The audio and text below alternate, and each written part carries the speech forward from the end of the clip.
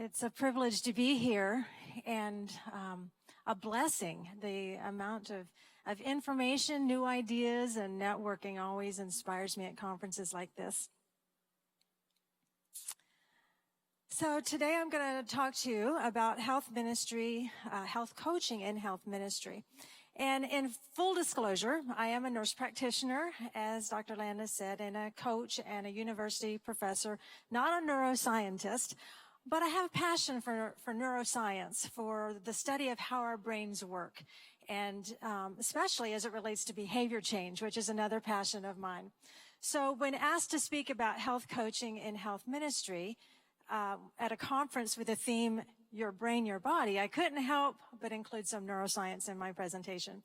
So today's objectives, I want to describe a few key concepts from the field of neuroscience and how they relate to Romans 12:2 and to coaching.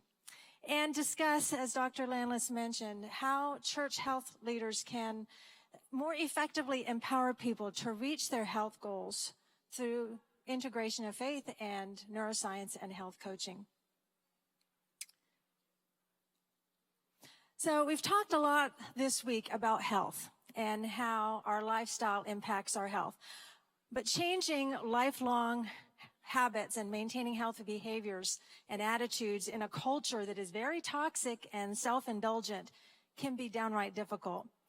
In a research study published in the Journal of Clinical Psychology, 54% of people who resolved to change their ways failed to make the transformation last beyond 6 months. So that kind of coordinates with our previous speaker's statistics. The average person made the same resolution 10 times over without success. And sadly, these statistics are no different in our churches. We have been blessed with a beautiful and powerful health message. But I believe that people need more than our information. They need support to change from people who have experienced the challenges and tasted the victories and who understand the principles and process involved in behavior change.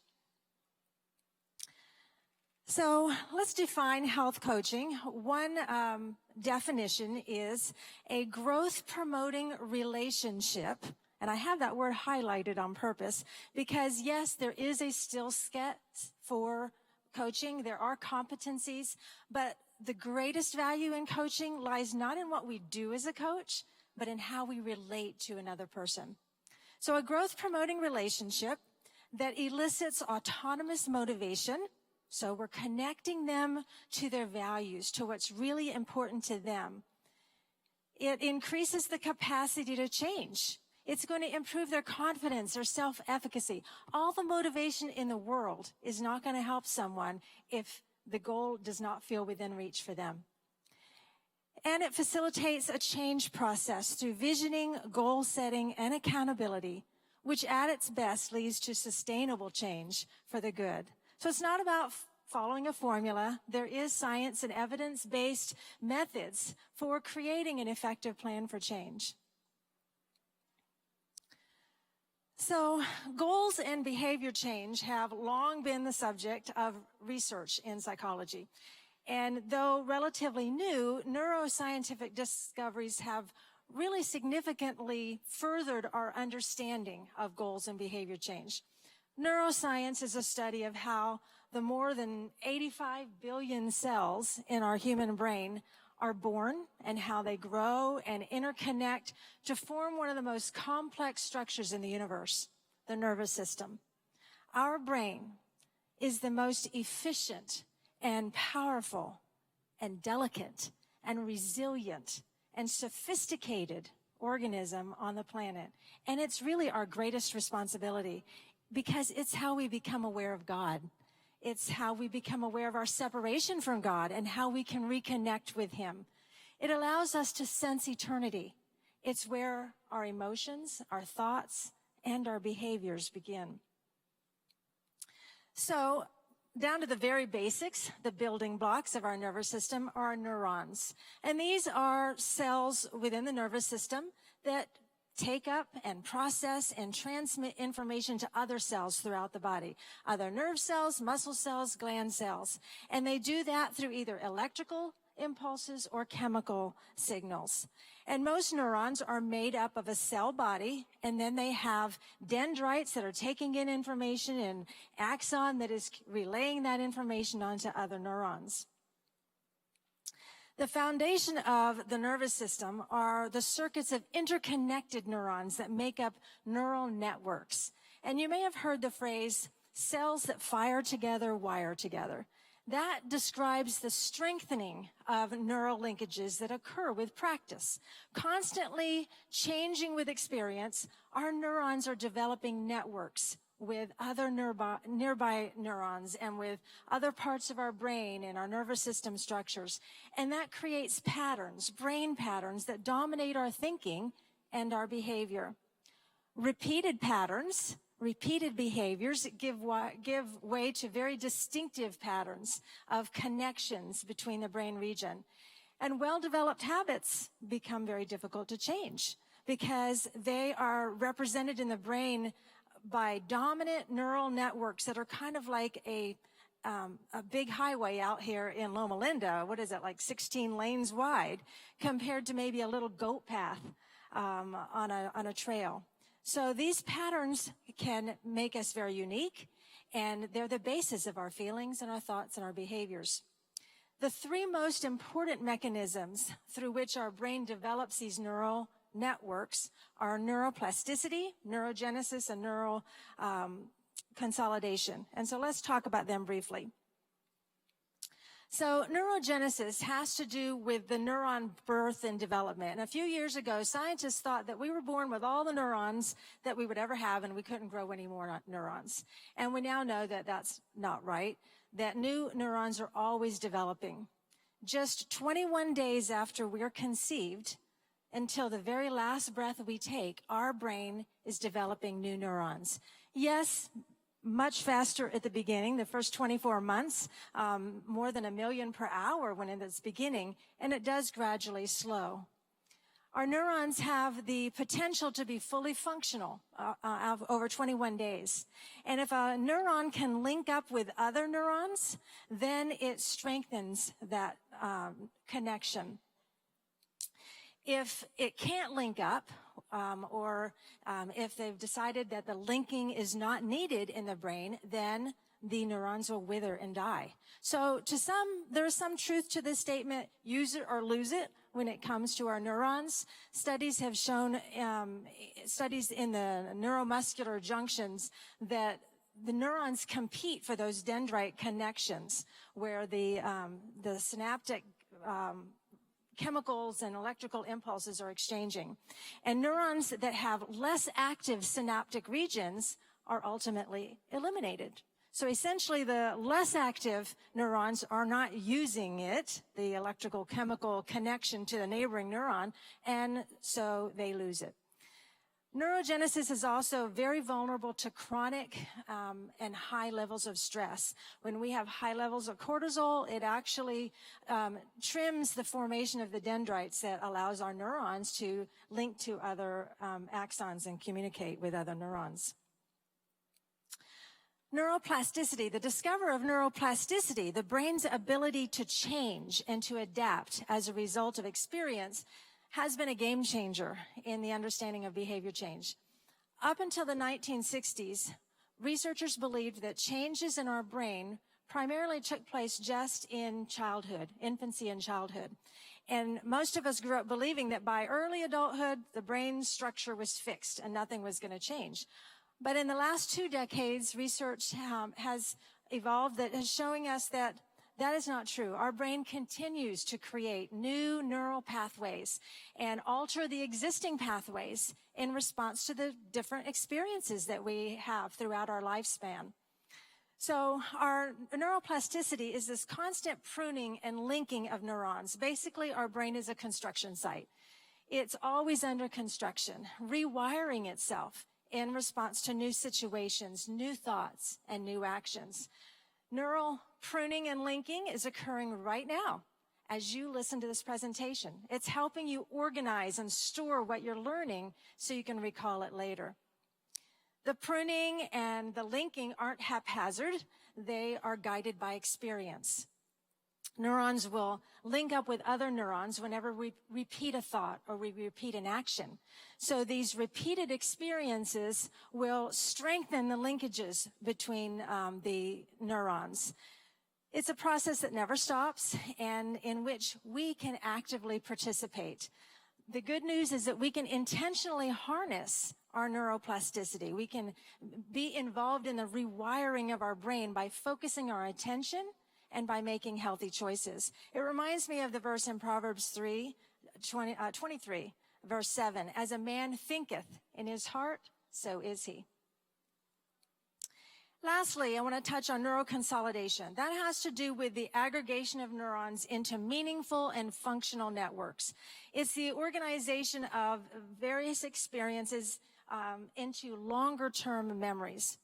Information is temporarily stored in our hippocampus, and then it's integrated into new values-based neural networks. Only about 1% of the information that is temporarily stored in our hippocampus actually makes it into long-term memories. But some of the most important neuroconsolidation is guided by our values, what's important to us, the things that we're most passionate about.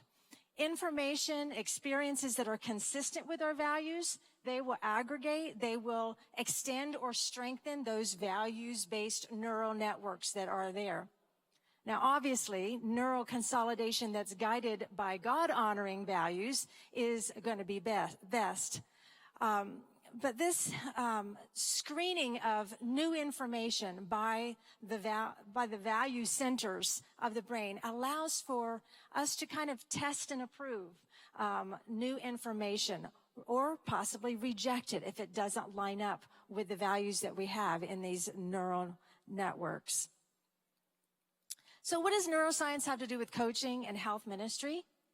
I think everything. So much of our behavior change has to do, I usually tell people, right between our ears, our thinking and our choices. Einstein is attributed to say, you can't solve a problem with the same mind that created it.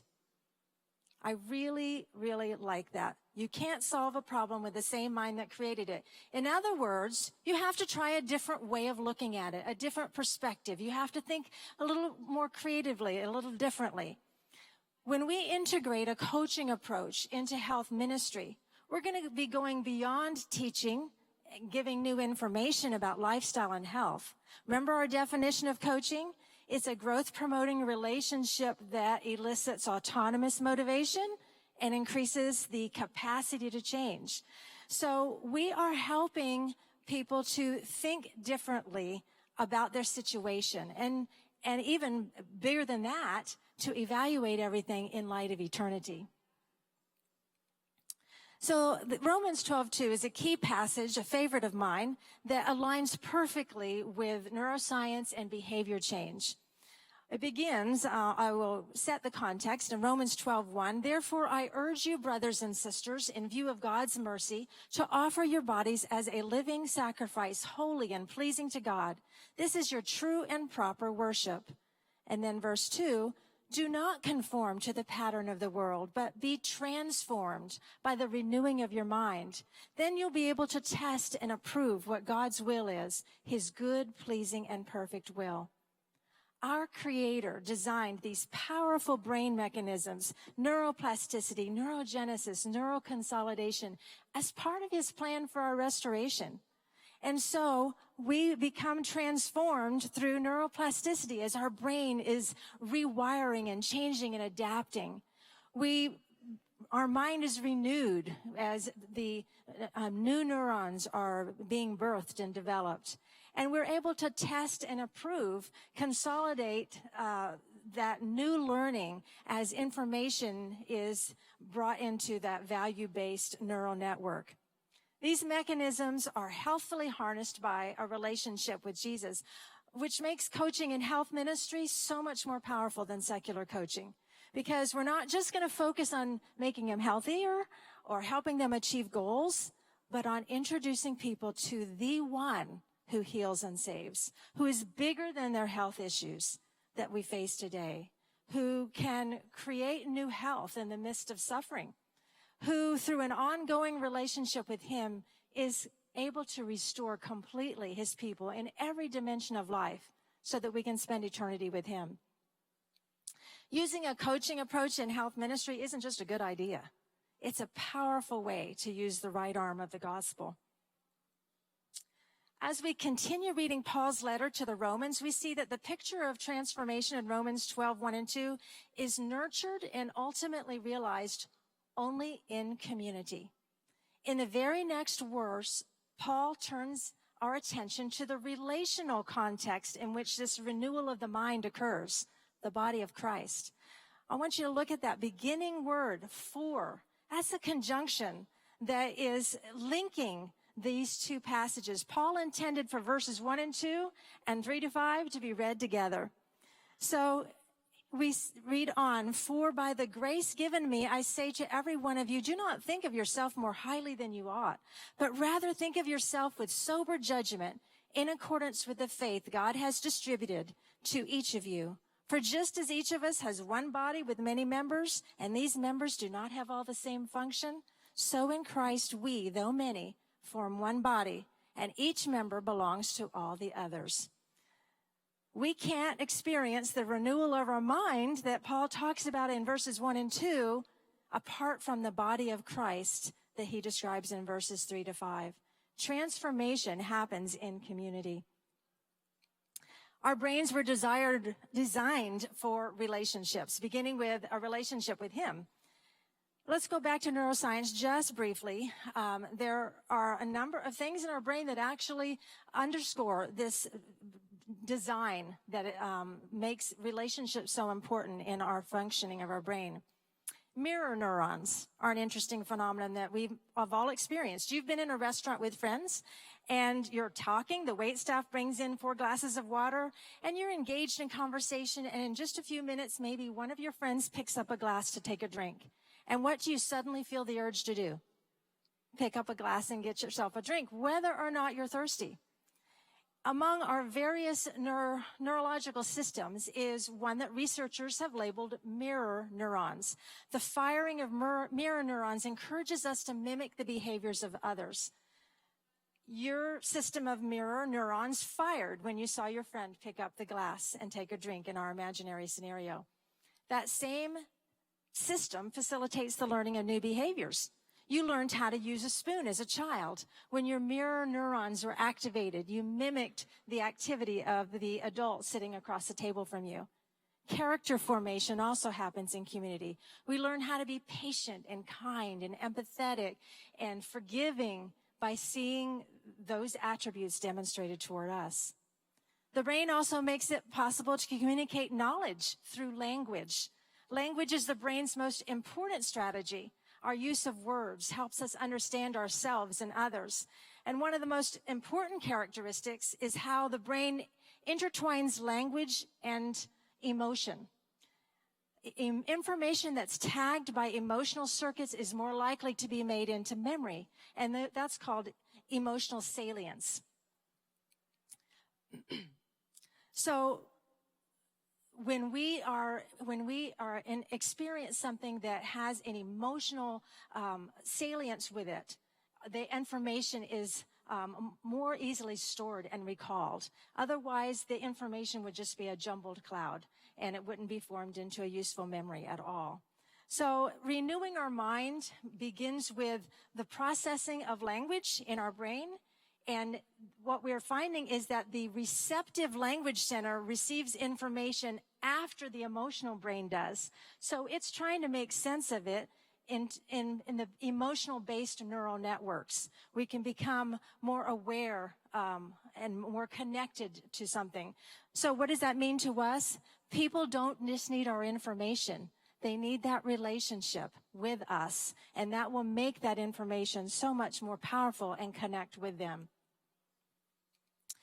So the Bible doesn't talk a lot about coaching, but there is a lot talking about the way we're supposed to support each other on the Christian walk. And the importance of this guiding relationship is noted in 3 John 2. Brothers, I pray that all may go well with you, and that you may be in good health as it goes well with your soul.